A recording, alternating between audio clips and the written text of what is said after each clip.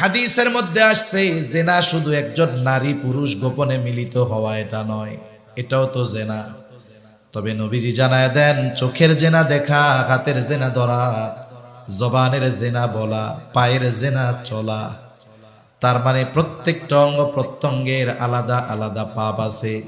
তাহলে না খেয়ে থাকা যেমন রোজা, অনুরূপভাবে গুনাহমুক্ত রোজা যদি অতিবাহিত হয়, ওই রোজা আমার আপনার জাহান্নাম থেকে বাঁচার ঢাল হয়ে যাবে। ওই রোজা কিয়ামতের দিন আমার আপনার জন্য সুপারিশ করবে। হাদিসের মধ্যে আসছে নবীজি সাল্লাল্লাহু আলাইহি ওয়াসাল্লাম বলেন, আস-সিয়ামু ওয়াল কুরআন ইয়াশফাআন লিল আবদি ইয়াউমাল কিয়ামা। সিয়াম এবং কোরআন কিয়ামতের দিন বান্দার জন্য আল্লাহ তাআলার কাছে সুপারিশ করবে। সিয়াম বলবে, আয় রব ইন্নী মানাতুহুত তুআমা ওয়াশ শাহাওয়াত। সিয়াম বলবে, আল্লাহ আমি দিনের বেলায় তাকে খাবার আর স্ত্রীর কাছে যাওয়া থেকে বিরত রেখেছি। আয় আল্লাহ আপনি তার ব্যাপারে আমার সুপারিশ কবুল করেন। কোরআন বলবে, আল্লাহ ইন্নী মানাতুহুন নাওমা বিল্লাইল, আমি তারে রাতে ঘুমাইতে দেই নাই, আপনি তার ব্যাপারে আমার সুপারিশ কবুল করেন। নবীজি সাল্লাল্লাহু আলাইহি ওয়াসাল্লাম বলেন, আল্লাহ তাআলা কোরআন এবং রোজার সুপারিশ তার জন্য কবুল করবে। রোজা রাইখা গুনাহ করলে ওই রোজা সুপারিশ করবে? ওইটা তো দুর্বল রোজা, ও তো পঙ্গু রোজা, ওরও অভিশাপ দিবে যে আমারে রেখে গুনাহ করছে। এজন্য আমরা চাই রোজা আমাদের জন্য যেন সুপারিশ করে। এজন্য গুনাহমুক্ত রোজা রাখবো তো ইনশাআল্লাহ। ওয়াদা, নিজের সাথে নিজে ওয়াদা করি যে এইবারের রোজা হবে গুনাহমুক্ত রোজা। ফেসবুক, মোবাইল, ইউটিউব সব বাদ, আল্লাহর জন্য এই একটা মাস আমরা সময় দিব। এই মাসে নবীজি যেমন ফজিলতের কথা বলছে, এই মাসে অন্যায় করাও ওই রকম বড় অন্যায়। এখন বলতে পারেন হুজুর এমনি সময় অন্যায় যেমন, এই সময় তো তেমন হবে। আচ্ছা একটা উদাহরণ দেই। মনে করেন একজন একটা পাপ এই রাস্তায় করছে, খোলা জায়গায়, কথার কথা, ওই পাপটা যদি মসজিদের মধ্যে করে, একই পাপ স্থান পরিবর্তনের কারণে আপনি কবেন কত বড় জালেমের জালেম, পাপ করছে করছে বাইরে করলো এক ব্যাপার, আল্লাহর ঘরের মধ্যে পাপ করছে, এটা ছাড় দেওয়া যাবে না। তার মানে একই পাপ, শুধুমাত্র স্থান পরিবর্তনের কারণে ওই পাপটাকে আমরা কত গুরুত্ব দেই, যেটা জঘন্য কাজ করেছে। অনুরূপভাবে সময়ের কারণে তো বান্দার ইবাদতের দাম বাড়ে, স্থানের কারণে ইবাদতের দাম বাড়ে। বাড়ে কি বাড়ে না? আমরা এশার নামাজ পড়ছি আজকে কক্সবাজারে। এই এশার নামাজ কক্সবাজার পড়ে ইনানিতে পড়ে যেই সওয়াব পাওয়া গেছে, তার কমপক্ষে 10 গুণ সওয়াব আল্লাহ তাআলা মসজিদুল 250 গুণ সওয়াব আল্লাহ তাআলা মসজিদে কমপক্ষে 250 গুণ বাড়ায়া দিতেন। আবার যদি এই নামাজটা মসজিদুন নববীতে আদায় করতে পারতাম, বলে কমপক্ষে 1000 গুণ সওয়াব আল্লাহ বাড়ায়া দিতেন। একই এশার নামাজ যদি আমি আপনি বাইতুল্লাহ আদায় করতে পারতাম, কমপক্ষে 1,00,000 গুণ সওয়াব বাড়ায়া দিতেন কে? এই যে ইবাদতের প্রতিদান, গুরুত্ব, দাম বাড়ছে স্থানের কারণে। কিসের কারণে? স্থানের কারণে। সময়ের কারণে ইবাদতের দাম বাড়ে। এমনি সময় আর লাইলাতুল কদর, ওই রাতের ইবাদত আর সাধারণ রাতের ইবাদত এক নাকি? তাহলে মনে রাখতে হবে এই মাসে যেমন ফজিলতে ভরপুর, এই মাসে অন্যায়টাও ওই রকম সর্বোচ্চ অন্যায়। এজন্য আমরা এই মাসটাতে গুনাহমুক্ত অতিবাহিত করার সর্বোচ্চ চেষ্টা করব, কোন ইনশাআল্লাহ। তাহলে এই মাসের রমজান মাস শ্রেষ্ঠ মাস হওয়ার 1 নম্বর কারণ হলো রোজা। আর রোজা হলো জাহান্নাম থেকে বাঁচার ডাল। রোজা হলো বান্দার জন্য কিয়ামতের দিন সুপারিশ করবে। শুধু তাই না, রোজাই একমাত্র ইবাদত, যে ইবাদতের প্রতিদান স্বয়ং যিনি দিবেন তিনি কে? ইমামুল মুরসালিন রহমাতুল লিল আলামিন মুহাম্মাদুর রাসূলুল্লাহ সাল্লাল্লাহু আলাইহি ওয়াসাল্লামের উপর আমরা এখন আছি হাদিসের ভাষায় জান্নাতের বাগানে। কিসের বাগানে? জান্নাতের বাগানে। দুনিয়ার মধ্যে সর্বোত্তম জায়গা হলো মসজিদ, সবচাইতে নিকৃষ্ট জায়গা হলো বাজার, সবচাইতে উত্তম মজলিস হলো এই দ্বীনি মজলিস। মজলিসের ব্যাপ্তি যদিও ছোট, আওয়াজ কিন্তু অনেক দূরে যায়, ঠিক না? হয়তো এই মজলিসের বাহিরে দাঁড়িয়ে শোনা যাবে, কিন্তু মজলিসে বসলে যে রহমত, এটা পাওয়া যাবে না। কেন? গ্লাস থেকে পানি উপচে পড়ে কখন? যখন গ্লাস ভরবে এরপরে, ঠিক না?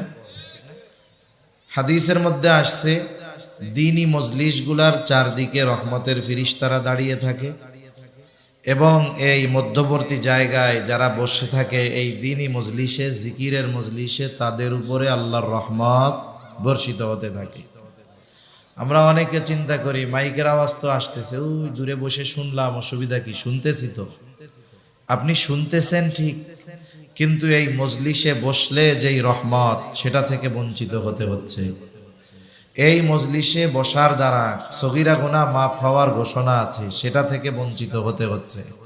এজন্য অনেক মানুষ অনেক প্রোগ্রামে দেখি বাহিরে শুনে, দাঁড়িয়ে শুনে, দূরে দূরে শুনে, শুনতেছে, কিন্তু এখন এই শ্রবণ করাটা যদি এই মজলিসে আইসা শুনতো, তাহলে ওই যে বাহিরে দাঁড়িয়ে যে শুনতেছে এর চাইতে উপকৃত বেশি হতো না কম হতো?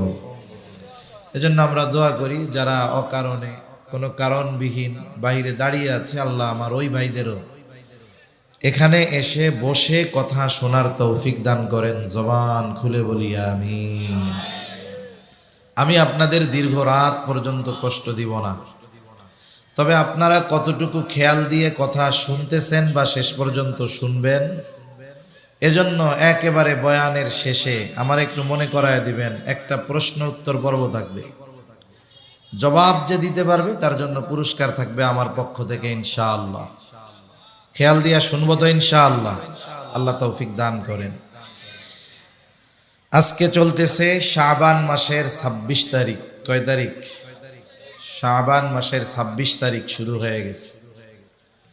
রাসূলুল্লাহ সাল্লাল্লাহু আলাইহি ওয়াসাল্লাম রজব মাস যখন আসতো তখন থেকেই রমজানের প্রস্তুতি নিতেন। এই যে যুবক ভাইরা কাফেলায়ে আসহাবে বদর, এনাদের সাথে আমার একটা হৃদ্রতার সম্পর্ক আছে, মোহাব্বতের সম্পর্ক আছে, রক্তের সম্পর্ক নাই। সম্পর্কটা ঈমানি, আর এটাই আন্তরিকতা, হৃদ্রতায় পরিণত হয়েছে। এই যে আমার ভাইরা এত সুন্দর আয়োজন করছেন, এই আয়োজনের জন্য প্রস্তুতি মনে হয় আজকে সকাল থেকে নিছে, অনেক আগের থেকে নিছে। মাহফিল চলবে হয়তো 6 ঘন্টা, 8 ঘন্টা বা 10 ঘন্টা, বা বাদ জোহর থেকে 11:30, 12:15 সর্বোচ্চ। কিন্তু এই 7-8 ঘন্টার জন্য প্রস্তুতি ঠিক, আয়োজন ঠিক, কিন্তু প্রস্তুতি 2-3 মাস ধরে নেওয়া লাগছে, ঠিক না? কত রকমের প্ল্যান, পরিকল্পনা, এগুলোর পরে একটা আয়োজন সুন্দরভাবে সমাপন হয়। এজন্য আমরা অনেকে চিন্তা করি রোজার মাস শুরু হবে, রোজা রাখা শুরু করে দিব, হয়ে গেল।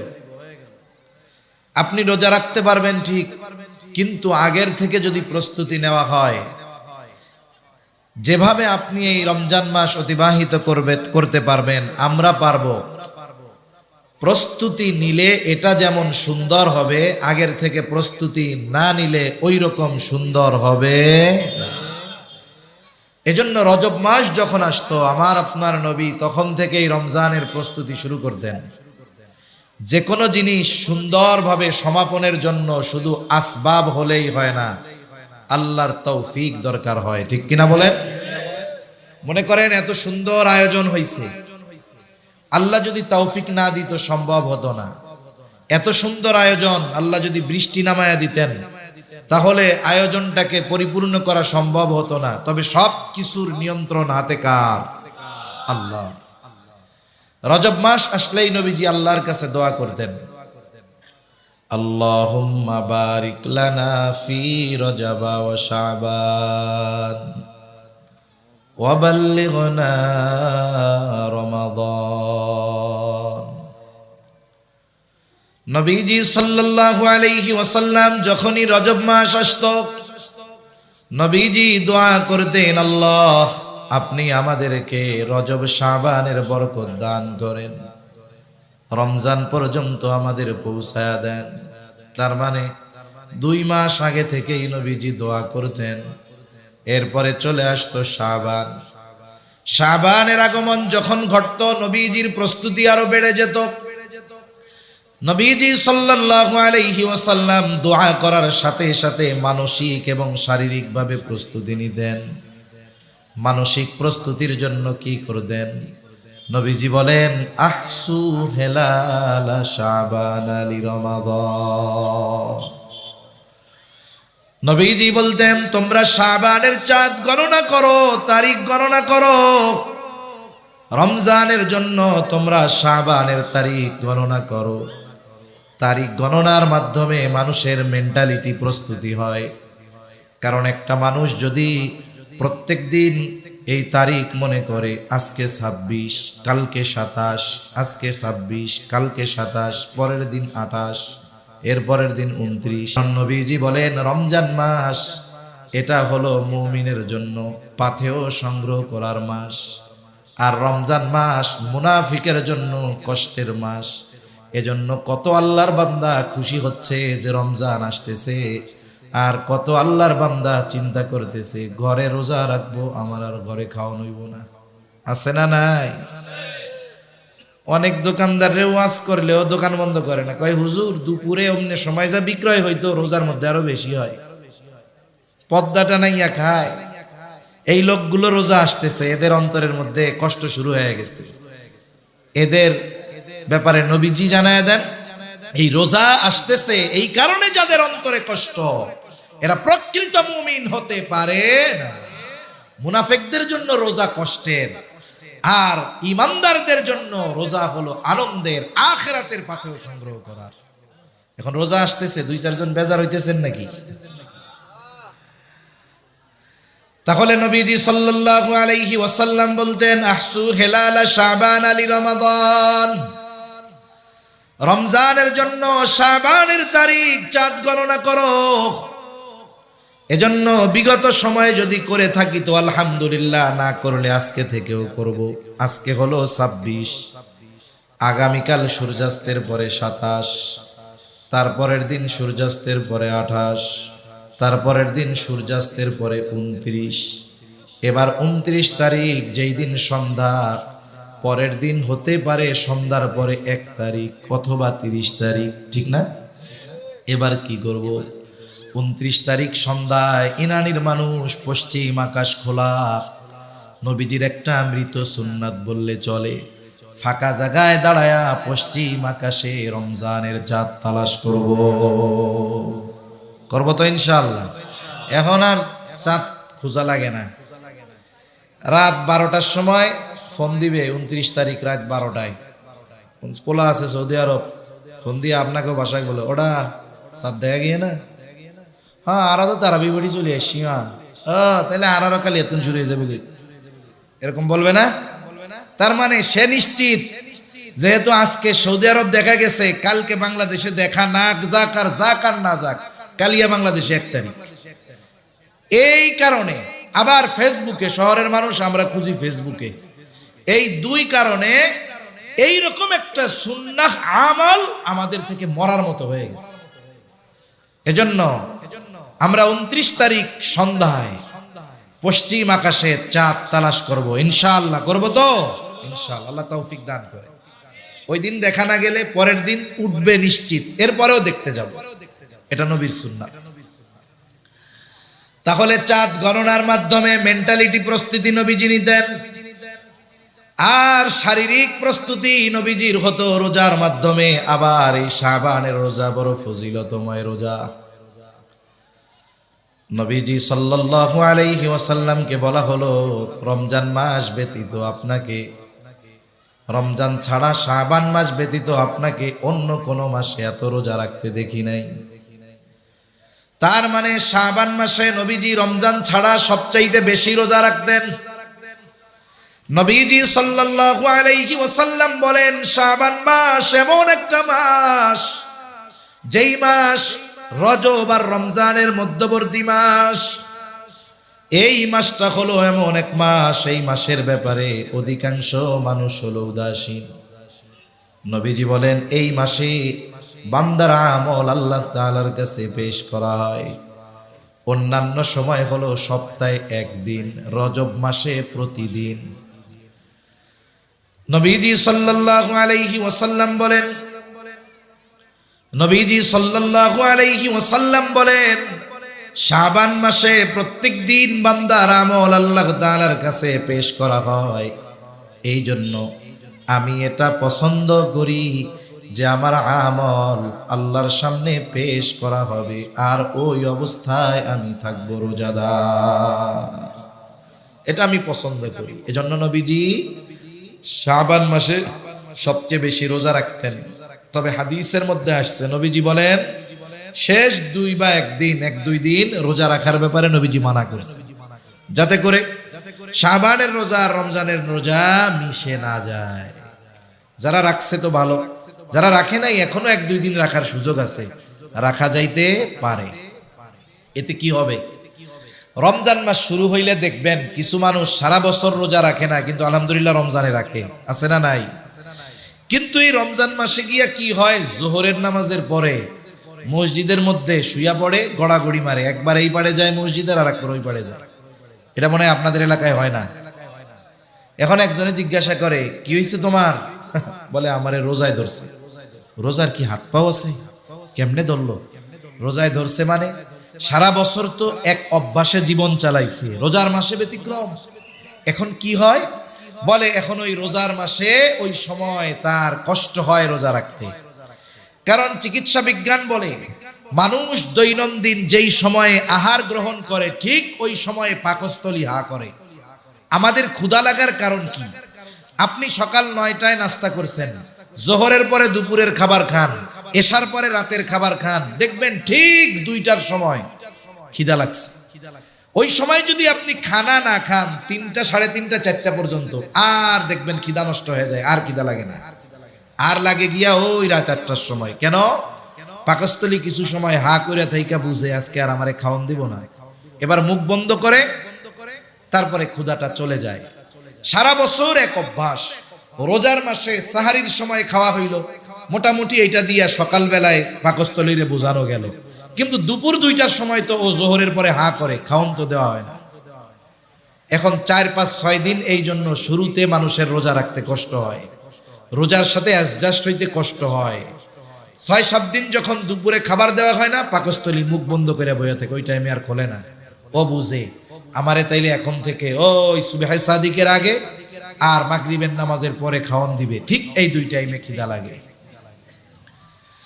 তাহলে রোজার মাস আগের থেকে যদি প্রস্তুতি নেওয়া হইতো, রোজা রাখতাম, তাহলে রমজানে আমার রোজাগুলো প্রাণবন্ততার সাথে রাখা সহজ হইতো।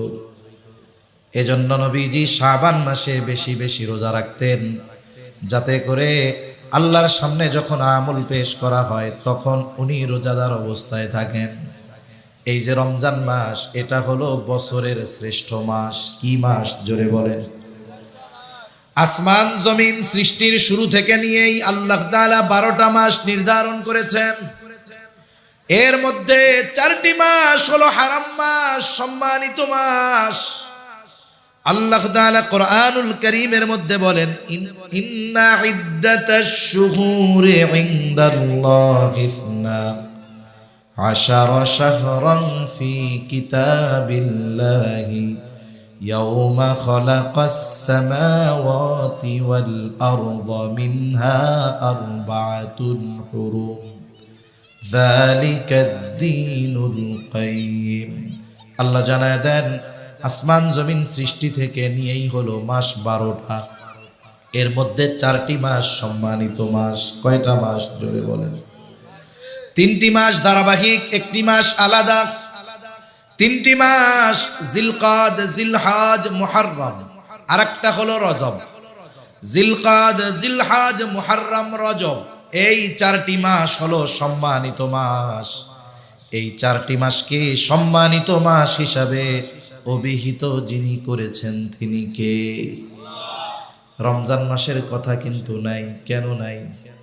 বলে রমজান তো শুধু সম্মানিত নয়, এটা হলো বছরের শ্রেষ্ঠ মাস। আমরা হলাম শ্রেষ্ঠ উম্মত। আমরা কি উম্মত? জোরে বলেন। আমরা হলাম শ্রেষ্ঠ উম্মত। কুনতুম খায়রা উম্মাত উখরিজাত লিন-নাস তা'মুরুনা বিল মা'রুফ ওয়া তানহাউনা আনিল মুনকার। যাই হোক, আমরা শ্রেষ্ঠ উম্মত। আল্লাহ তাআলা আমাদেরকেও গুরুত্বপূর্ণ 5টি শ্রেষ্ঠ জিনিস দান করেছে। কয়টি শ্রেষ্ঠ জিনিস? 5টি। ঘুমাসতেছে নাকি? তাকবীর দেই, নারায়ে তাকবীর। আওয়াজ হয় নাই, এই আওয়াজে চলবে না।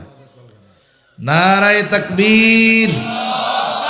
এই তো মাশাআল্লাহ, মোটামুটি হইছে এবার।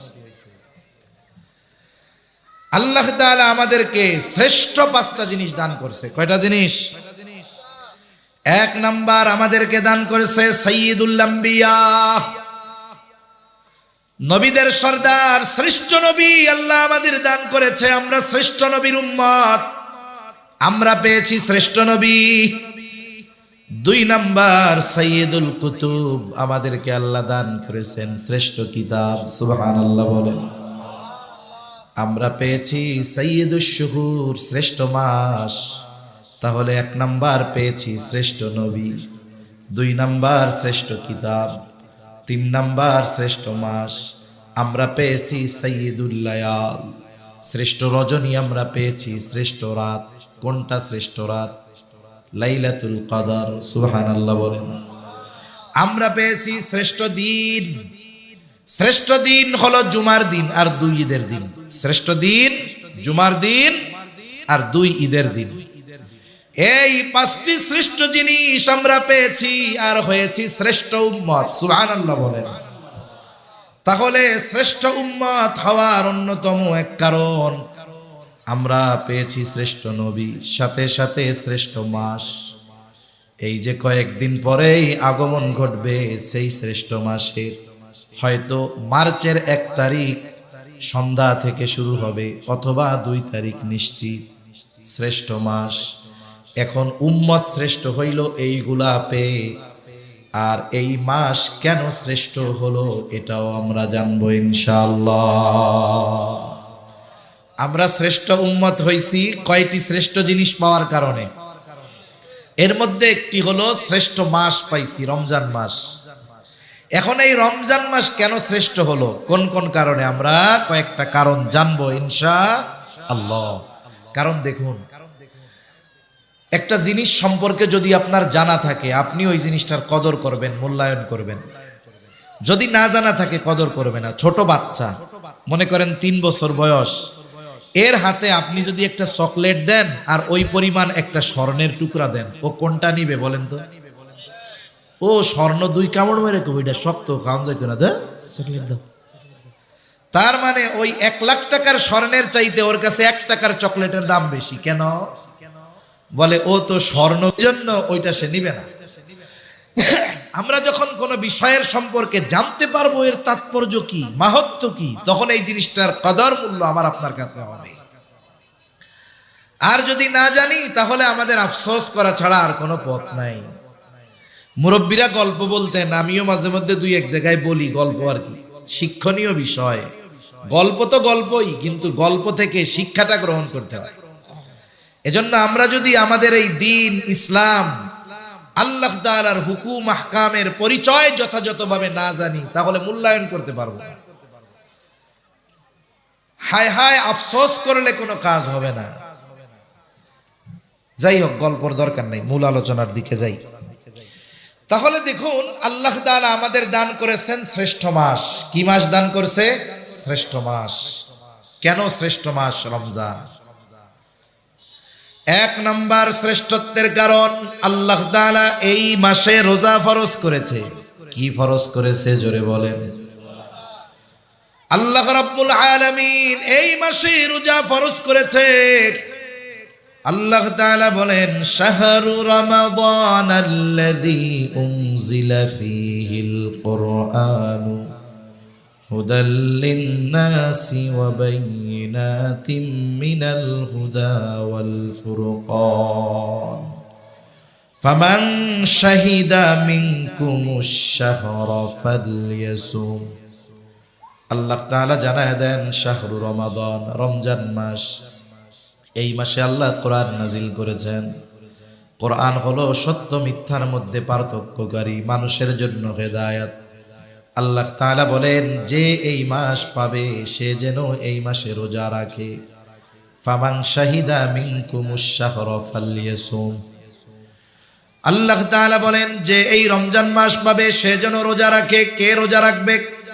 বলে বালেগ হয়েছে যে, নারী হোক পুরুষ হোক, প্রাপ্ত প্রাপ্তা বয়স্কা যে রোজা রাখবে।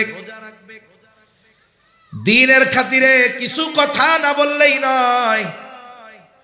আপনাদের এই ইরানি রোড থেকে যখন বাক নিয়ে আপনাদের রোডে ঢোকা হয়, ওই জায়গায় একটা হোটেল হইতেছে, কি জানি নাম, ওই যে কোনায়, হ্যাঁ, ড্রিম হলিডে। ওর সামনে একটা ব্যানার লাগানো আছে, লেখা 18 বছরের আগে সবাই শিশু। পড়ছেন কে কে? কে কে পড়ছেন? একটু আতসা করেন তো। দেখছেন ওই জায়গায় যে বোর্ড লাগানো আছে? আচ্ছা, তার মানে আপনারা আমার মতো পচা লোক না, আপনারা আল্লাহর বান্দা, নিচের দিকে তাকাইয়া চলেন, বোঝা গেছে। আর আমি মনে হয় ডাইনে বামে এরকম তাকাই, এর লেগে আমার চোখে পড়ছে এটা। আমি ছবিও একটা তুলে নিছি মোবাইলে, কারণ এটা নিয়ে আমার একটা লেখা দিতে হবে। 18 বছরের আগে সবাই শিশু। ইসলাম কি এই কথা বলে? জোরে বলেন, ইসলাম এটা বলে? এটা বলার দ্বারা কি হলো? রাষ্ট্রীয়ভাবে কিশোর গ্যাংয়ের অবৈধ কর্মকাণ্ডকে বৈধতা দেওয়া হয়ে গেল। আপনি খোঁজ নেন আশেপাশে যত অকারেন্স করে, এগুলো সব 18 বছরের কম। কেরানীগঞ্জে পিস্তল ঢাকায় দিনের বেলা ব্যাংক ডাকাতি করছে, 15-16 বছর বয়স, শাস্তি নাই। কেন? এগুলা শিশু। ফালতুমি বাদ দেন মিয়া। ইসলাম বলে প্রাপ্তবয়স্ক হওয়ার সর্বশেষ সময়সীমা চন্দ্র মাস হিসাবে 15 বছর।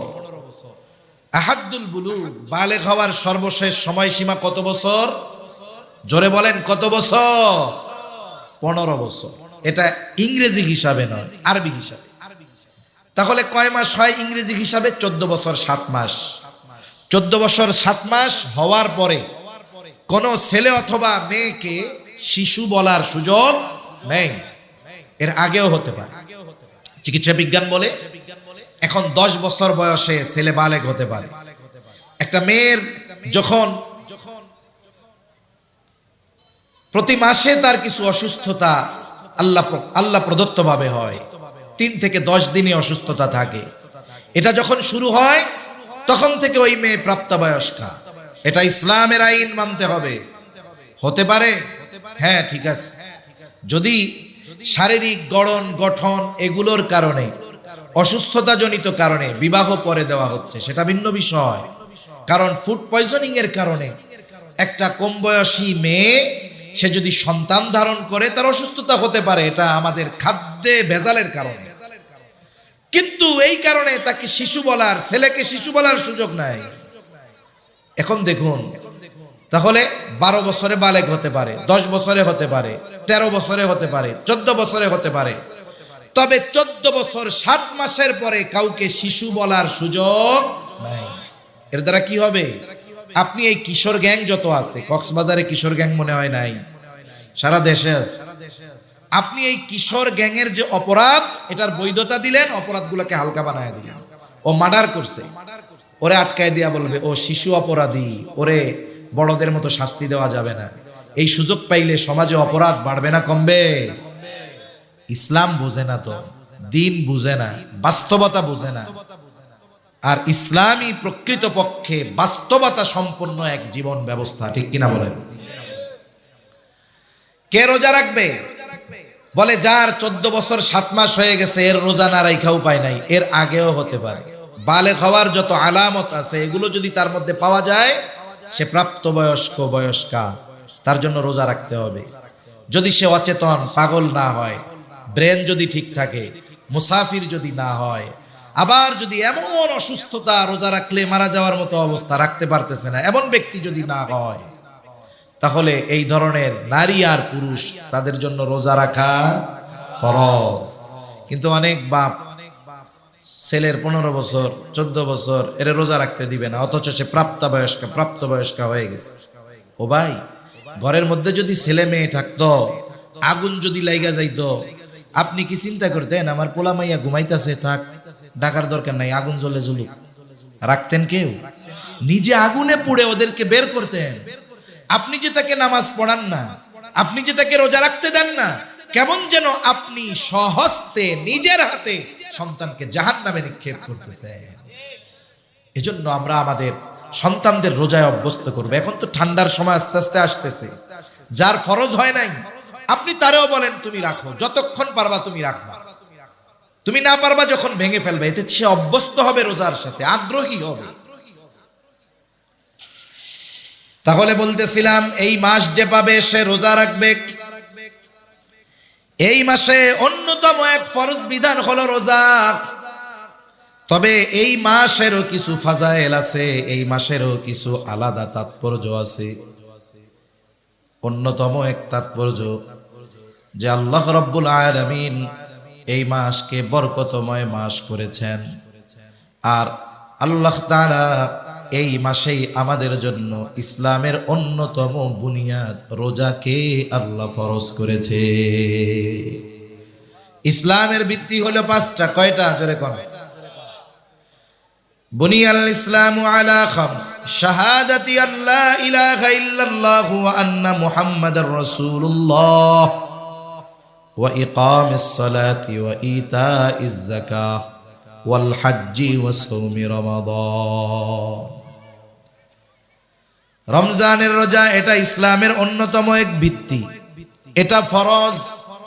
কেউ যদি না রাখে, রাখার সামর্থ্য থাকার পরেও যদি রোজা না রাখে, নিঃসন্দেহে তার কবিরা গুনাহ। 2 নম্বর, যদি কেউ রোজার ফরজিয়তকে অস্বীকার করে, নিঃসন্দেহে তার ঈমান চলে যায়। একজন হলো পাপ করে, পাপকে পাপ মনে করে পাপ করে, আর একজন হলো পাপও করে ওইটারে বৈধ মনে করে। বলে একজন পাপ করার পরে সে যদি ওই পাপকে পাপ মনে করে ও গুনাহগার হবে, তবে বেঈমান হবে না। কিন্তু আরেকজন যদি পাপ করে না ঠিক, কিন্তু ওই পাপকে সে বৈধ মনে করে, তাহলে তার ঈমান থাকবে না। দেখছেন, একজন পাপ কইরাও বেঈমান হয় না, আরেকজন বিশ্বাসের কারণে পাপ না করেও বেঈমান হয়ে যেতে পারে। তাহলে 1 নাম্বার বলে এই মাসে আল্লাহ তাআলা রোজা ফরজ করেছেন। রোজা হলো ইসলামের 5টি ভিত্তির অন্যতম ভিত্তি। এখন এই রোজার মধ্যে কি আছে, রোজার দ্বারা ফায়দা কি, ফজিলত কি? নবীজি সাল্লাল্লাহু আলাইহি ওয়াসাল্লাম রোজার ফজিলতের কথা জানায় দিয়েছেন। রমজান মাসের ফজিলতের কথা আল্লাহ জানায় দিয়েছেন। রোজা রাখলে লাভ কি হবে? রাসূলুল্লাহ সাল্লাল্লাহু আলাইহি ওয়াসাল্লাম জানায় দেন, রোজা হলো জাহান্নাম থেকে বাঁচার ডাল। আস-সাওমু জুন্নাতুন, রোজা হইল ডাল। আপনাদের এলাকায় ঢাল নিয়ে মারামারি দেখছেন আপনারা? হইছে আপনাদের অঞ্চলে এক সময় কি হইতো? ঢাল নিয়ে মারামারি হইতো, যে দেখেন নাই? অনেক অঞ্চলে ঢাল নিয়ে মারামারি, এরকম লম্বা লম্বা থাকে, এরকম মারে, আর এক পক্ষ এরকম ঠেকায় দেয়। রোজা হলো জাহান্নাম থেকে বাঁচার অন্যতম ঢাল।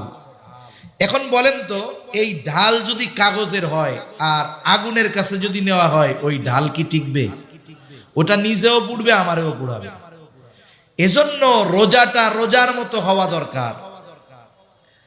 হাদিসের মধ্যে রোজার যত ফজিলতের কথা আছে, এই ফজিলতগুলো যদি অর্জন করতে হয়, অবশ্যই রোজাটা হতে হবে গুনাহমুক্ত রোজা। আমরা অনেকে মনে করি রোজা হলো সুবহে সাদিক নিয়ে সূর্যাস্ত পর্যন্ত পানাহার আর স্ত্রীর কাছে না যাওয়া, এটাই মনে হয় রোজা। না না, এর দ্বারা আপনি শুধু ফরজ আদায় করলেন। কিন্তু আপনি যদি রোজা রেখে টেলিভিশন দেখেন, চোখের গুনাহ করেন, জবানের গুনাহ করেন, হাতের গুনাহ করেন, পায়ের গুনাহ করেন, তাহলে কি হলো? বলে এই গুনার কারণে রোজার ফজিলত থেকে আমাদের মাহরুম হওয়া লাগবে। এজন্য নবীজি সাল্লাল্লাহু আলাইহি ওয়াসাল্লাম বলেন, কিছু মানুষের রোজা হলো না খেয়ে থাকার নামান্তর। তার ওই রোজার দ্বারা শুধু ফরজ আদায় হয়, কিন্তু রোজার যে ফজিলত সেটা সে বঞ্চিত হয়। এই জন্য অঙ্গ প্রত্যঙ্গের রোজা আছে, জবানের রোজা আছে, চোখের রোজা আছে, হাত পায়ের রোজা আছে। এখন আমি যদি রোজা রেখে চোখ দিয়ে গোনা করি, চোখের রোজা হলো না। জবান দিয়ে যদি গীবত করি, গোনার কথা বলি, তাহলে আমার রোজার ফজিলত পাওয়া হলো না। হাত দিয়ে গোনা করলাম, পা দিয়ে গোনা করলাম, হলো না। তার মানে সারাদিন যেমন উপোস থাকতে হবে, না খেয়ে থাকতে হবে, অনুরূপভাবে অঙ্গ প্রত্যঙ্গকেও গুনার থেকে বাঁচানোর দরকার আছে না নাই? আমরা দৃঢ় প্রতিজ্ঞা করি নিজের সাথে নিজে, আর একজনের সাথে করলে তো ওয়াদা করলে যদি না করি তাহলে কি হবে? ওয়াদা খেলাফ হবে। ওয়াদা খেলাফ করা মুনাফিকের আলামত। সেই জন্য আমি কোনো সময়, খুব কম সময় মানুষদেরকে হাত উঁচু করে ওয়াদা করাই না। কারণ এই ওয়াদা এই জায়গায় আবেগে করে, বাইরে গিয়া একটু পরে লোহা পিটাইলে লোহা একটা কথা কয়। কি কয় জানেননি? কয় যেই সেই। আপনি এইখানে আমার সাথে ওয়াদা করলেন, আপনি যদি বাইরে গিয়ে ওই কাজটা করেন তাহলে ওয়াদা খেলাফকারী হতে হবে। এজন্য আমি বলি, আপনি নিজের সাথে নিজে ওয়াদা করেন যে আমার নফসকে আমি জিততে দিব না, শয়তানকে জিততে দিব না। আমাদের এবারের রোজা হবে গুনাহ মুক্ত রোজা। করেন ইনশাআল্লাহ। আল্লাহ তৌফিক দান করেন বলি আমিন। আমার মা বোনদেরও খেয়াল করতে হবে, রোজার মাসে বিয়ান্নে রান্না নাই, দুপুরে রান্না নাই। এখন 3 মহিলা 3 বোন এক জায়গায় হয়েছে। এবার বৈশা মাত শুরু, গল্প শুরু হবে। আস্তে আস্তে ওই গল্পটা গীবতের মজলিসে পরিণত হয়ে যাবে, ঠিক কিনা? এজন্য আমরা রোজার মাস চেষ্টা করব আমলে কাটানোর জন্য, প্রত্যেকটা অঙ্গ প্রত্যঙ্গের গুনাহ থেকে বাঁচার জন্য। দেখুন হাদিসের মধ্যে আসছে, জেনা শুধু একজন নারী পুরুষ গোপনে মিলিত হওয়া এটা নয়, এটাও তো জেনা। তবে নবীজি জানায় দেন, চোখের জেনা দেখা, হাতের জেনা ধরা, জবানের জেনা বলা, পায়ের জেনা চলা। তার মানে প্রত্যেকটা অঙ্গ প্রত্যঙ্গের আলাদা আলাদা পাপ আছে। তাহলে না খেয়ে থাকা যেমন রোজা, অনুরূপভাবে গুনাহ মুক্ত রোজা যদি অতিবাহিত হয়, ওই রোজা আমার আপনার জাহান্নাম থেকে বাঁচার ঢাল হয়ে যাবে। ওই রোজা কিয়ামতের দিন আমার আপনার জন্য সুপারিশ করবে। হাদিসের মধ্যে আসছে, নবীজি সাল্লাল্লাহু আলাইহি ওয়াসাল্লাম বলেন, as-siyamu wal Qur'an ইয়াশফাআন লিল আবদি ইয়াউমাল কিয়ামা। সিয়াম এবং কোরআন কিয়ামতের দিন বান্দার জন্য আল্লাহ তাআলার কাছে সুপারিশ করবে। সিয়াম বলবে, আয় রব ইন্নী মানাতুহুত তুআমা ওয়াশ শাহাওয়াত। সিয়াম বলবে, আল্লাহ আমি দিনের বেলায় তাকে খাবার আর স্ত্রীর কাছে যাওয়া থেকে বিরত রেখেছি। আয় আল্লাহ আপনি তার ব্যাপারে আমার সুপারিশ কবুল করেন। কোরআন বলবে, আল্লাহ ইন্নী মানাতুহুন নাওমা বিল্লাইল, আমি তারে রাতে ঘুমাইতে দেই নাই, আপনি তার ব্যাপারে আমার সুপারিশ কবুল করেন। নবীজি সাল্লাল্লাহু আলাইহি ওয়াসাল্লাম বলেন, আল্লাহ তাআলা কোরআন এবং রোজার সুপারিশ তার জন্য কবুল করবে। রোজা রাইখা গুনাহ করলে ওই রোজা সুপারিশ করবে? ওইটা তো দুর্বল রোজা, ও তো পঙ্গু রোজা, ওরও অভিশাপ দিবে যে আমার রেখে গুনাহ করছে। এজন্য আমরা চাই রোজা আমাদের জন্য যেন সুপারিশ করে। এজন্য গুনাহমুক্ত রোজা রাখবো তো ইনশাআল্লাহ। ওয়াদা, নিজের সাথে নিজে ওয়াদা করি যে এইবারের রোজা হবে গুনাহমুক্ত রোজা। ফেসবুক, মোবাইল, ইউটিউব সব বাদ, আল্লাহর জন্য এই একটা মাস আমরা সময় দিব। এই মাসে নবীজি যেমন ফজিলতের কথা বলছে, এই মাসে অন্যায় করাও ওই রকম বড় অন্যায়। এখন বলতে পারেন, হুজুর এমনি সময় অন্যায় যেমন, এই সময়ে তো তেমন হবে। আচ্ছা একটা উদাহরণ দেই। মনে করেন একজন একটা পাপ এই রাস্তায় করছে, খোলা জায়গায়, কথার কথা, ওই পাপটা যদি মসজিদের মধ্যে করে, একই পাপ স্থান পরিবর্তনের কারণে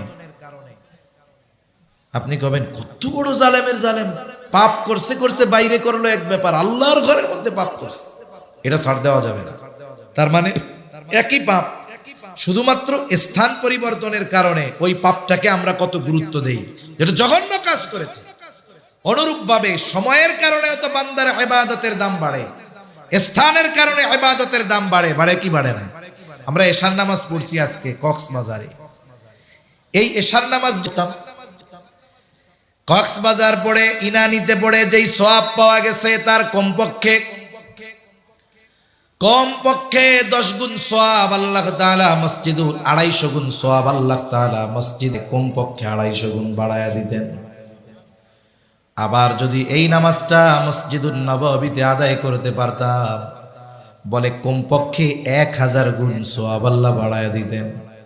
একই এশার নামাজ যদি আমি আপনি বাইতুল্লাহ আদায় করতে পারতাম, কমপক্ষে 1,00,000 গুণ সওয়াব বাড়ায়া দিতেন কে?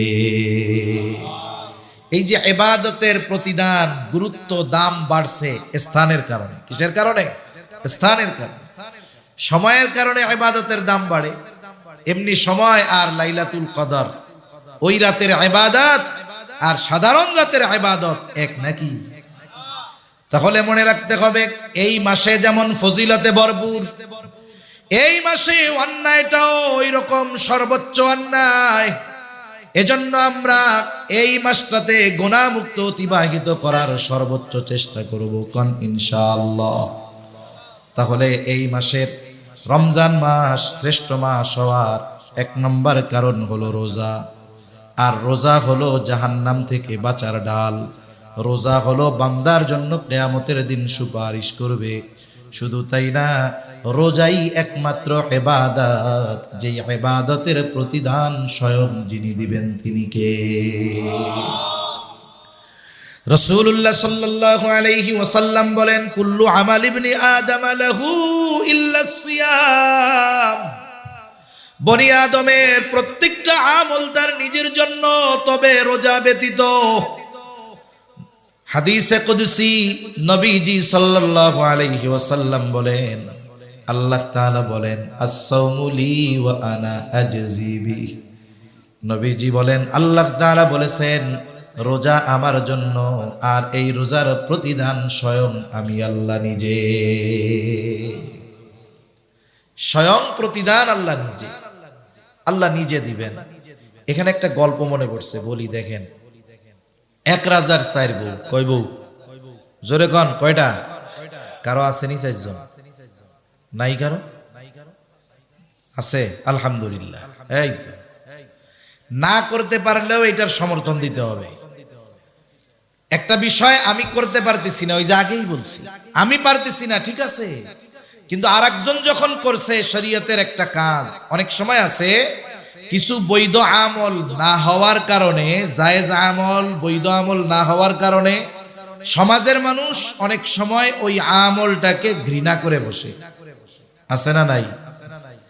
আমাদের এলাকায় এক লোক, তার চাচা মারা গেছে, এরপরে তার চাচিরে বিয়া করছে। শরীয়তে নিষেধ আছে এটা? নিষেধ নাই তো।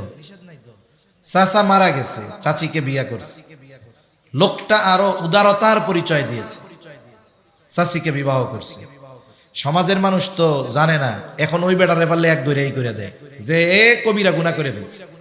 অথচ সমাজে সুদ খাইয়া, জেনা করে, ব্যভিচার করে, পরকিয়া করে ভরে যাচ্ছে, এরে কিছু কয় না। ওই আল্লাহর বান্দা চাচা মারা গেছে, এবার তার চাচিরে সে বিয়া করছে, তারে পারলে গ্রাম থেকে বের করে দেয়। এরপরে ওলামায়ে কেরাম মানুষরে বুঝাইছে যে আসলে বিষয়টা উনি যা করছে, তাহলে চিন্তা করেন, এই কাজটা হালাল কাজ, সমাজের মানুষ মনে করতো খারাপ কাজ, ঠিক না? উনি করছে, এখন এটাকে মানুষ যে ঘৃণা করতো, মানুষের অ্যাটিটিউড, আচরণ দেখে বোঝা গেল যে তারা এটারে পছন্দ করে না, উল্টা মনে হয় এই হালাল কাজটারে হারাম মনে করে। তা কি হয়েছে? এই যে লোকটা করছে, যে করার কারণে সমাজের মানুষের ভুল দূর হয়েছে কি হয় নাই? মানুষ বুঝতে পারছে যে না, লোকটা শরীয়ত বহির্ভূত কোনো কাজ করে নাই, হারাম কাজ করে নাই, হালাল কাজ করছে। এজন্য ভাই, আপনি আমি একটার বেশি করতে পারি নাই, এটা ভিন্ন কথা, কিন্তু যারা চারটা করতেছে বা আল্লাহ করার তৌফিক দিছে করছে, এদেরকে বাহবা দেওয়া দরকার, এলাকার থেকে পুরস্কার দেওয়া দরকার। যেমন একটা কর্ম যেটা সমাজ জেনার বিরুদ্ধে বলে না, পরকীয়ার বিরুদ্ধে বলে না, কিন্তু একজন যদি একাধিক স্ত্রী গ্রহণ করে, বিবাহ করে, তারে সমাজের মানুষ পারলে ধুইয়া দেয়, এটা খুব মন্দ এবং গর্হিত একটি কাজ। এখন রাজার চাইব, এখন রাজায় কইছে কি, গল্প তো গল্পই, রাজায় বলছে কি যে আজকে তোমাদের 4 জনের জন্য আমার ধনভাণ্ডার ওপেন, যার যা মন চায় তাই নাও। একজন কয় আমার হলো স্বর্ণের ভাণ্ডার, আর একজন কয় আমার হইলো রূপার ভাণ্ডার, আর একজন কয় আমার হলো হীরার ভাণ্ডার। এখন আর একজন কোনো কিছুর কাছে না গিয়া রাজার পাশে এরকম খাড়ায় রয়েছে, কয় কি রে তুমি যাও না কেন? ওরা তো সব নিয়ে গেল। কয় আমার কিছু লাগবে না, আমার আপনারে লাগবে। আমার কারে লাগবে? আপনাকে লাগবে। ইমাম গাজ্জালী রাহমাতুল্লাহি আলাইহি বলেন, মান লাহুল মাওলা ফালাহুল কুল, বলে আল্লাহ যার হয়ে যায়, কুল কায়নাত তার হয়ে যায়, ঠিক কিনা বলেন? আর আল্লাহ বলেন আস-সাওমু লি ওয়া আনা আজজি বি, বলে বান্দা রোজা আমার জন্য রাখে, আর এই রোজার প্রতিদান স্বয়ং আমি আল্লাহ নিজে। এখন কোন গুনাহ কইরা যদি সে রোজা রাখে, এই রোজা তো আল্লাহ তাআলার জন্য হবে না, তাহলে এই রোজার প্রতিদান আল্লাহকে পাওয়া যাবে না। এজন্য রোজা রাখতে হবে, গুনাহ মুক্ত রোজা। আবার দেখেন রোজাদার আল্লাহ তাআলার কাছে কত প্রিয়। একটা মানুষ যখন দীর্ঘ সময় না খেয়ে থাকে, পাকস্থলীতে খানা পড়ে না, পানি পড়ে না, এই কারণে তার জবানের মধ্যে কিছু গন্ধ হয়। যেমন আপনি যদি একটা ঘর পরিষ্কার পরিচ্ছন্ন করে আটকায়া রাইখা চলে যান, অনেক সময় সফরের সুবাদে আমরা রেস্টুরেন্টে উঠি, হোটেলে উঠি, পরিষ্কার পরিচ্ছন্ন কইরা রাখছে, কোনো ময়লা নাই, কিন্তু রুমে যখন ঢোকা হয় একটা গন্ধ লাগে, কি লাগে না? এটা কেন? বলে ওইখানে কেউ বসতি করে না, থাকে না, খালি ঘর, এজন্য একটা গন্ধ হয়। রোজাদার যখন দীর্ঘ সময় অনাহারে থাকে, বলে ওই পাকস্থলী শুকনা থাকে, এই জন্য একটা গন্ধ আসে মুখ দিয়া। মেসওয়াক না করার গন্ধ না, কারণ মেসওয়াক না করার গন্ধ ভিন্ন, আর পাকস্থলী থেকে আসা ওই গন্ধটা ভিন্ন। এটা শুধুমাত্র রোজার জন্য হয়। এজন্য রোজা রেখে মিসওয়াক করতে কোনো অসুবিধা নাই, তবে পেস্ট দিয়ে ব্রাশ করা এটা মাকরুহ কাজ হতে পারে, স্বাদ গলার মধ্যে চলে যাবে, রোজা নষ্ট হয়ে যাবে। এখন বলেন তো, আল্লাহ তাআলার কাছে রোজাদারের মুখের গন্ধটা আল্লাহর কাছে প্রিয়। এখন যদি ওই রোজাদার রোজা রেখে গীবত করে, গীবত, তার মুখ দিয়ে রোজার রাখার গন্ধ বের হবে না, বরং তার মুখ দিয়ে মরা ভাইয়ের গোশত খাওয়ার গন্ধ বের হবে। নবীজি বলেন লাখুলুফু ফামিস সাইমি আতয়াবু ইনদাল্লাহি তাআলা মির রিহিল মিস্ক। নবীজি সাল্লাল্লাহু আলাইহি ওয়াসাল্লাম বলেন, এই যে রোজাদার রোজা রাখার কারণে তার জবান দিয়ে, গাল দিয়ে যেই গন্ধ বের হয়, এটা আল্লাহ তাআলার কাছে মেশক আম্বরের গন্ধের চাইতেও বেশি প্রিয়। এখন আমার মুখের এই গন্ধ আল্লাহর কাছে প্রিয় হবে কখন? যখন আমার জবানটা গুনাহমুক্ত থাকবে। তা না হলে আমি যদি গুনাহ করি, গীবত করি, মরা ভাইয়ের গোশত আমার দাঁতের ফাঁকে ফাঁকে লেগে থাকবে। এজন্য ওই প্রতিদান যদি চাই, গুনাহমুক্ত রোজার দরকার আছে না নাই? জোরে বলেন আছে না নাই? রাসূলুল্লাহ সাল্লাল্লাহু আলাইহি ওয়াসাল্লাম বলেন, রোজাদার যেই যে রোজা রাখার মাধ্যমে তৃষ্ণার্ত থাকে, গ্রীষ্মকালীন রোজা রাখে, তৃষ্ণায় বুকের ছাতি ফেটে যায়, এরপরেও ডুব দিয়া পানি খায় না, গোসলখানায় পানি খায় না, ঘরের মধ্যে একা, ফ্রিজে ঠান্ডা পানি, বুকটা ফেটে যায়, তবু একটু পানি খায় না। অনেক সময় মানুষ দেখবেন বেনামাজি, ও যদি রোজা থাকে, ও লুকায়া লুকায়া পানি খায় না। বেনামাজিও যদি রোজা রাখে, ও কিন্তু লুকাইয়া পানি খায় না, কেউ দেখবে না, এরপরে ও খায় না। এই জায়গায় রোজার একটা রহস্য, যে বান্দা যাই করুক রোজাটা আল্লাহর জন্যই রাখে। নামাজ মানুষকে দেখানোর জন্য পড়তে পারে, দান মানুষকে দেখানোর জন্য করতে পারে, বলে রোজা আল্লাহর জন্যই করে। যদি না করতো তাইলে তৃষ্ণা লাগলে লুকায়া লুকায়া পানি পান করতো, কইতো কেউ তো দেখে নাই, সবাই কইবো আমি রোজা রাখছি। রাসূলুল্লাহ সাল্লাল্লাহু আলাইহি ওয়াসাল্লাম বলেন, আল্লাহর জন্য যে তৃষ্ণার্ত থাকলো, তার মানে গ্রীষ্মকালে রোজা রাখলো, তৃষ্ণা লেগেছে, পানি পান করে নাই, কিয়ামতের দিন আল্লাহ তাআলা ওই ব্যক্তিকে পানি পান করাবে। যেই দিন সূর্য কাছে থাকবে, জমিনটা তামার মতো হয়ে যাবে, পানি পানি বলে মানুষ চিৎকার করবে, ওই দিন আল্লাহ তাআলা এই বান্দাদের পানি পান করাবে। কিন্তু যে গুনাহ সহ রোজা করছে তার শুধু ফরজ আদায় হবে, কিন্তু কাজ হবে না। একজন পরীক্ষা দিছে, কয়েকজন পরীক্ষা দিছে, ম্যাট্রিক পরীক্ষার রেজাল্ট দিছে। একজন জিজ্ঞাসা করে তুমি কি হইছে রেজাল্ট? কয় পাস করছি। আরেকজন পাস করছি, আরেকজন পাস করছি। এখন জিজ্ঞাসা করে পাস যে করলা কোন গ্রেড পাইছো, কত পাইছো? 33 পাইলেও পাস, 90 পাইলেও পাস, ঠিক না? এখন একজন কয় পাইছি ভাই 33, কত পাইয়া পাস করছে? আরেকজন পাইছে A+, আরেকজন কি পেয়েছে বলেন তো?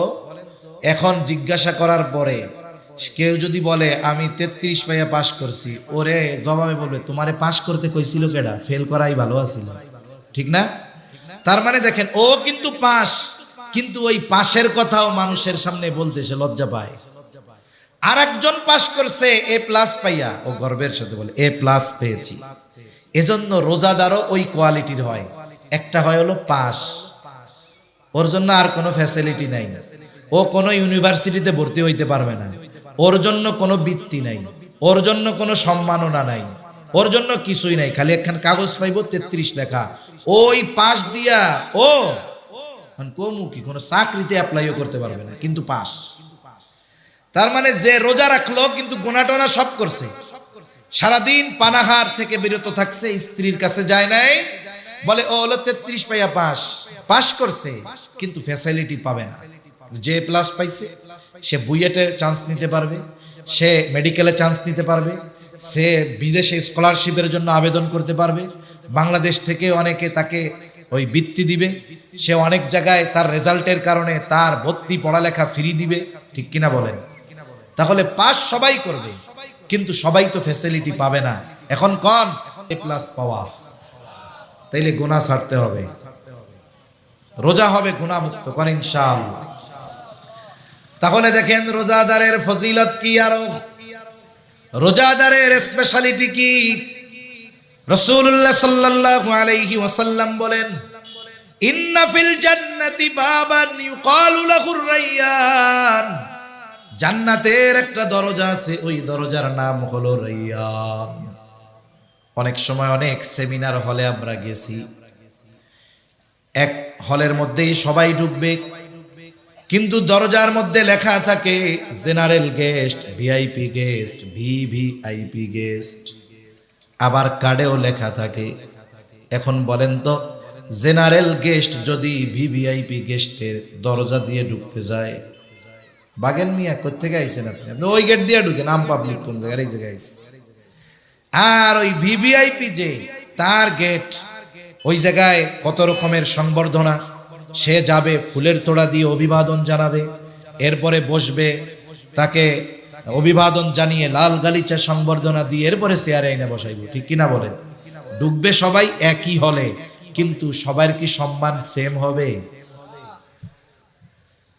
বলে রোজাদারের জন্য জান্নাতের একটা স্পেশাল দরজা আছে, সেই দরজার নাম হলো রায়্যান। ওই দরজা দিয়ে শুধুমাত্র রোজাদারেরা প্রবেশ করতে পারবে। ওই দরজা থেকে ফেরেশতারা আহ্বান করবে, ফাআইনাস সাইমুন, কোথায় রোজাদারেরা? এদিক দিয়ে আসে। শুধুমাত্র রোজাদারেরা ঢুকবে, তারা ব্যতীত একটা মানুষকেও আল্লাহ তাআলা ওই দরজা দিয়ে ঢুকতে দিবে না। এটা রোজাদারদের জন্য স্পেশালিটি। তাহলে কথা অনেক লম্বা হয়ে যাচ্ছে। শ্রেষ্ঠ মাস কেন? বলে 1 নাম্বার কারণ এই মাসে আল্লাহ তাআলা রোজা ফরজ করছে। কি ফরজ করছে? আরো জোরে, কি ফরজ করেছে? ঘুম আসতেছে নাকি? আরেকটা তাকবীর হবে, নারায়ে তাকবীর, নারায়ে তাকবীর।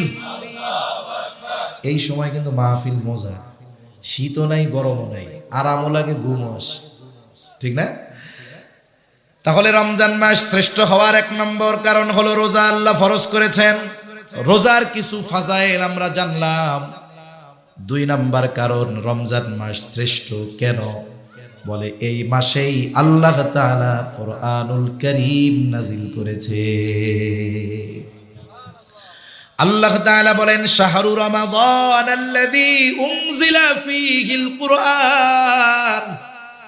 আল্লাহ তাআলা বলেন রমজান মাস, এই মাসে আল্লাহ নাজিল করেছেন কোরআন। মাস হলো রমজান, আল্লাহ নাজিল করেছে কোরআন। মাস রমজান, নাজিল করেছে কি? জোরে বলেন কি এই কোরআন? আল্লাহ তাআলা বলেন হুদাল লিন্নাস, গোটা মানব জাতির জন্য এই কোরআন হলো হিদায়াত। আবার আল্লাহর এক জায়গায় বললেন হুদাল লিল মুত্তাকিন, মুত্তাকিনদের জন্য হিদায়াত। বলে হ্যাঁ, মানুষের জন্য হেদায়াত। বলে একজন বেঈমানও যদি এই কোরআন দিল দিয়ে অনুধাবন করে তিলাওয়াত করে বোঝার চেষ্টা করে, সে ঈমানওয়ালা হয়ে যাবে, ঠিক কিনা বলেন? আর যদি ঈমানদার কোরআন তিলাওয়াতের সাথে সাথে এই কোরআন অনুযায়ী জীবন সাজায়, সে জান্নাত পর্যন্ত পৌঁছায়া যাবে। আর এই কোরআন সুপারিশ করবে। আগেই বলছি কোরআন আর রমজান এই দুইটার সাথে বন্ধুত্ব আছে। এই 2 বন্ধুর হক যদি আদায় করা যায়, ওরা আমাদের জন্য সুপারিশ করবে।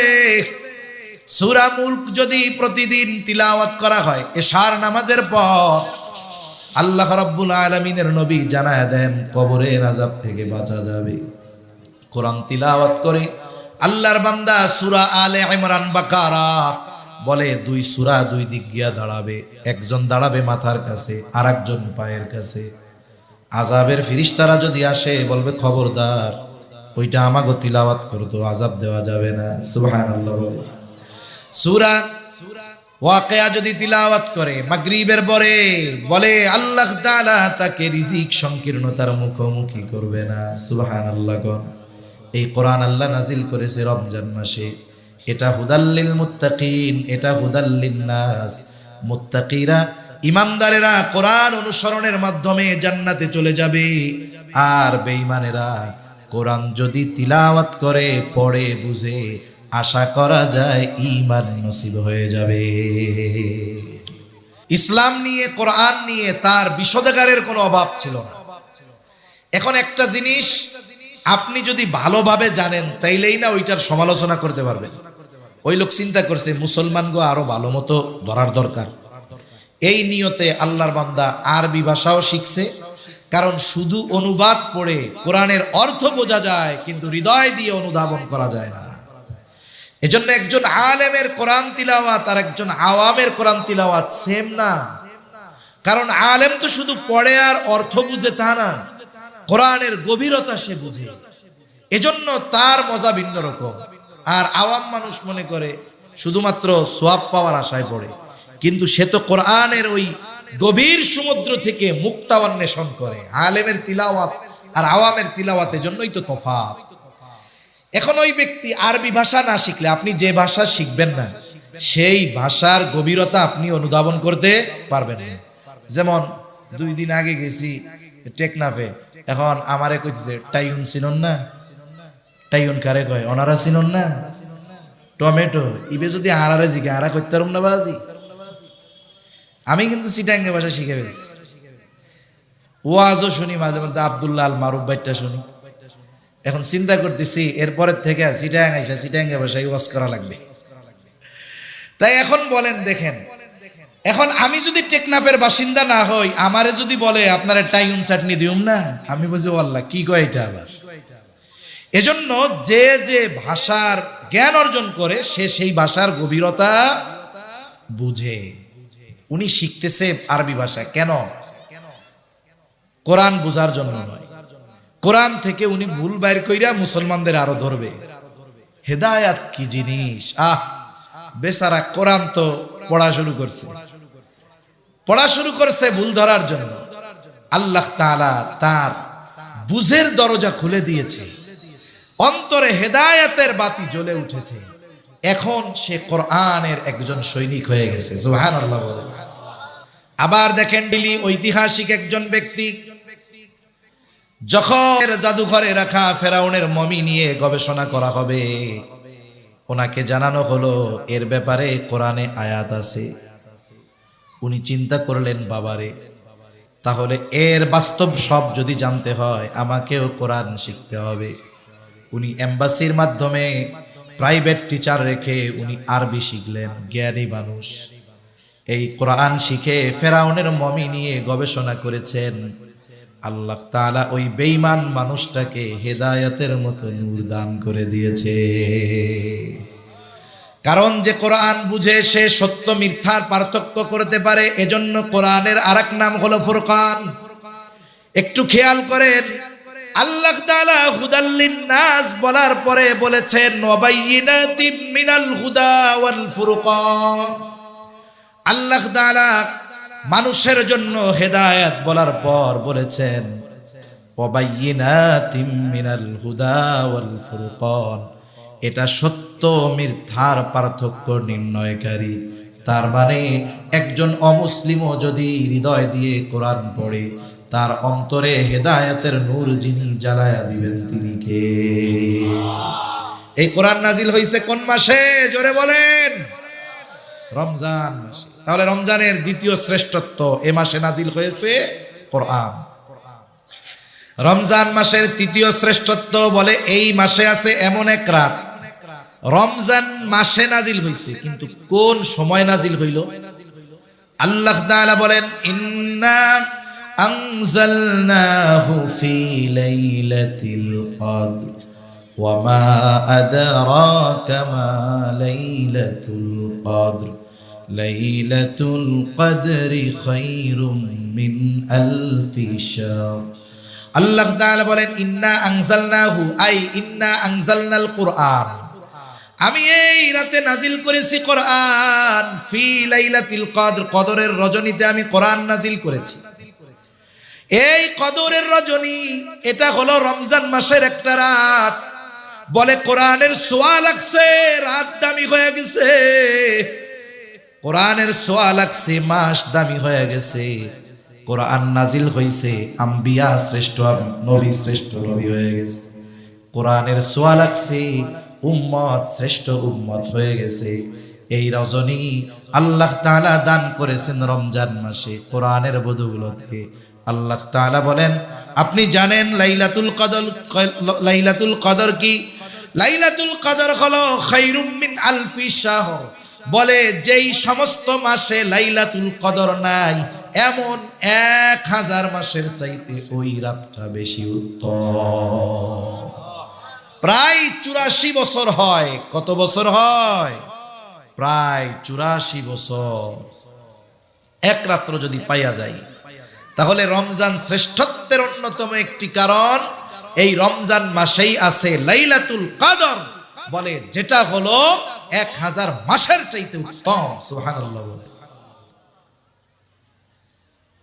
এই রমজান মাস হলো সেই মাস যেই মাসের আগমন ঘটলে আল্লাহ তাআলা জান্নাতের দরজা খুলে দেয়। নবীজি বলেন ইদা দাখালা রমাদান ফুতিহাত আবওয়াবুল জান্নাহ। রমজান মাসের আগমন ঘটলে আল্লাহ জান্নাতের দরজা খুলে দেয়। আরেক বর্ণনায় আসছে ফুতিহাত আবওয়াবুস সামা, আল্লাহ তাআলা আসমানের দরজাগুলো খুলে দেয়। আরেক বর্ণনায় আসছে ফুতিহাত আবওয়াবুর রহমাহ, আল্লাহ তাআলা রহমতের দরজাগুলো খুলে দেয়। ওয়া গুলিকাত আবওয়াবুন নার, আল্লাহ তাআলা এই মাসে জাহান্নামের দরজাগুলো বন্ধ করে দেয়। সাথে সাথে ওয়াল সুলসিলাতিশ শায়াতিন, এই মাসে আল্লাহ তাআলা শয়তানকে শিকল দ্বারা বন্দী করে দেয়। এই মাস হলো রমজান মাস। তাহলে আসেন রমজানের শ্রেষ্ঠত্ব কেন? 7টা কারণ বলছি। 1 নাম্বার, এই মাসে আল্লাহ রোজা ফরজ করেছেন। 2 নাম্বার বলে এই মাসে আল্লাহ কোরআন নাজিল করেছেন। বলে 3 নাম্বার বলে এই মাসেই আছে লাইলাতুল কদর। 4 নাম্বার এই মাসে জান্নাতের দরজা আল্লাহ খুলে দেয়। 5 নাম্বার বলে এই মাসে আল্লাহ তাআলা আসমানের দরজা খুলে দেয়। 6 নাম্বার বলে এই মাসে আল্লাহ তাআলা রহমতের দরজাগুলো খুলে দেয়। 7 নাম্বার এই মাসে আল্লাহ তাআলা জাহান্নামের দরজা বন্ধ করে দেয়। 8 নাম্বার বলে এই মাসে আল্লাহ তাআলা শয়তানকে শিকল দিয়ে আটকায়া দেয়। এখন এই শ্রেষ্ঠ মাসে আমাদের কি করণীয়? বলে 1 নম্বরে রোজা রাখতে হবে। কি রাখতে হবে জোরে বলেন? 1 নম্বরে রোজা। 2 নাম্বার তারাবি। কি করতে হবে? তারাবি। কয় রাকাত? 20 রাকাত। কয় রাকাত? 20 রাকাত। এখন আমাদের দেশে 20 রাকাত পড়া মানুষের জন্য কষ্টকর হয়, এর একটা কারণ আছে। তো কারণ কি হইল জানেন? আমরা যখন সারাদিন রোজা রাখে অভ্যস্ত, কষ্ট হয় না। এইবার ইফতারের 10 মিনিট আগে ইফতার টিফতার সামনে নিয়ে বসছে, ও বাজি এই 10 মিনিট আর নো যায়, ঠিক না? এই 10 মিনিটের প্রতি মিনিটকে 1-1 ঘন্টার মতো লাগে। খালি গড়ির মিতা খায়, কিরে আজান দেয় নাকি? কিরে মসজিদে আজান দেয় নাকি? কি হইল? টাইম মাত্র 10 মিনিট, অথচ 14 ঘন্টা না খায়া থাকছে, কোনো সমস্যা নেই। হ্যাঁ, এই 10 মিনিট আর যাইতে চায় না। কেন? আপনি যখন খাবার সামনে নাই, রোজার মাস, পাকস্থলীরে ব্রেন বলতেছে খাওন টাউন সামনে নাই, আকইরা লাভ নাই।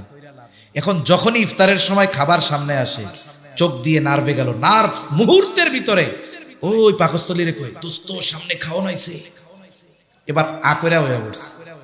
এখন তো খিদা লাগা শুরু হয়ে গেছে, এই জন্য আর টাইম যায় না। এবার যেই আজান দিছে, আল্লাহু আকবার, আল্লাহ, ওই মাঝে মধ্যে অনেকে মজা করে।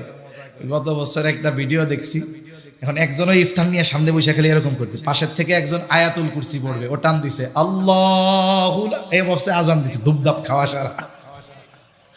মানে ওই টাইমে যদি ভুলে কোনো মতো কানে আল্লাহ শব্দ আসে, আর কেউ দেরি করবে না।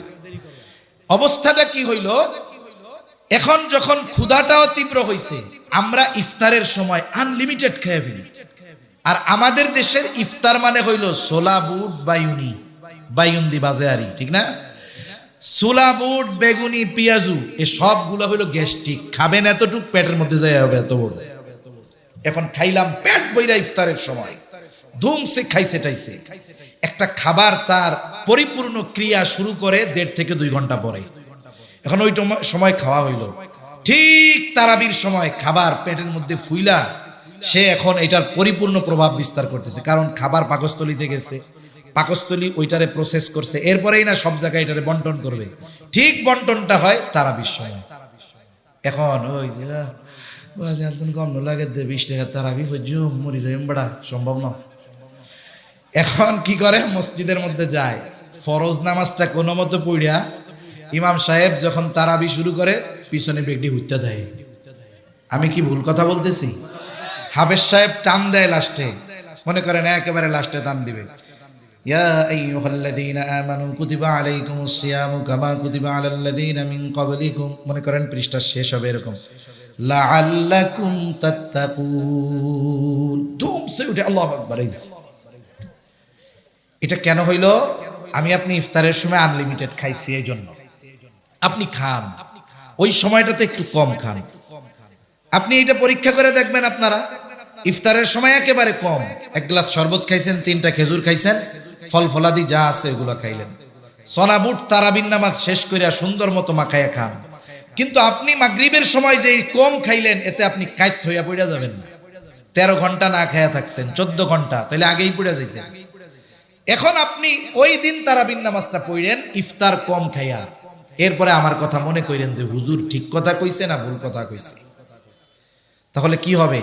আমরা যদি তারাবিটা উপভোগ করতে চাই, একেবারে একাগ্রতার সাথে পড়তে চাই, ইফতারের সময় ঘাপুস গুপুস খাওয়া যাবে না। তেলে ভাজা টাজা খাবার ওইগুলো আমরা পরে খাবো। এরপরে কি কাজ? বলে যেহেতু রমজানের সাথে কোরআনের সম্পর্ক, রমজান হতে হবে কোরআনময় রমজান। কি রমজান হবে বলেন? কোরআনময় রমজান।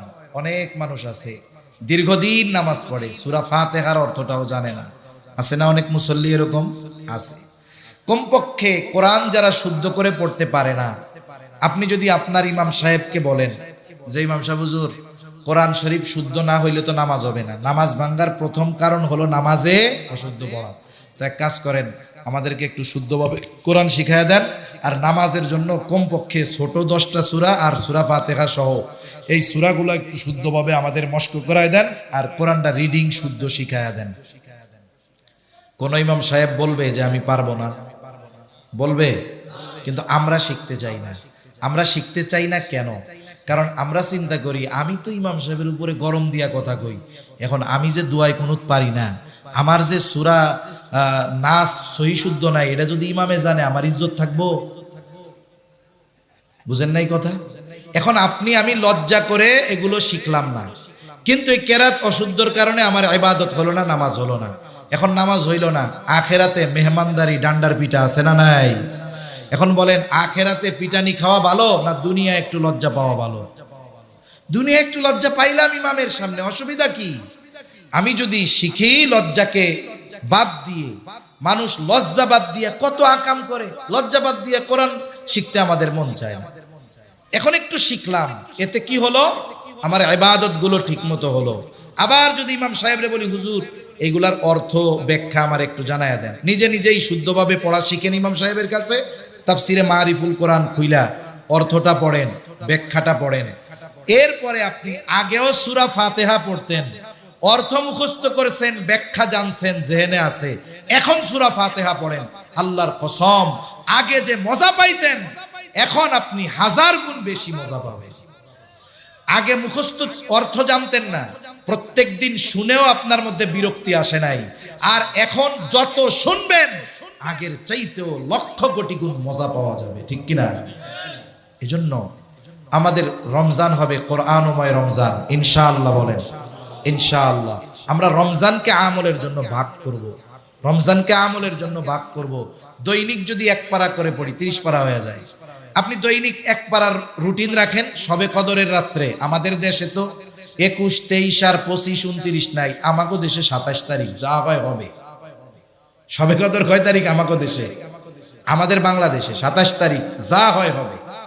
আপনি ধরেনই ওই দিন সবে কদর, ওই দিনের জন্য 2 পারা রাইখা দিয়া প্রত্যেক দিন যদি 20 পৃষ্ঠা পড়েন হেফজ কোরআন শরীফের, 5 ওয়াক্ত নামাজ, নামাজে গেছেন আগেই তো যান, 2 পৃষ্ঠা নামাজের আগে পড়েন, 2 পৃষ্ঠা পরে পড়েন।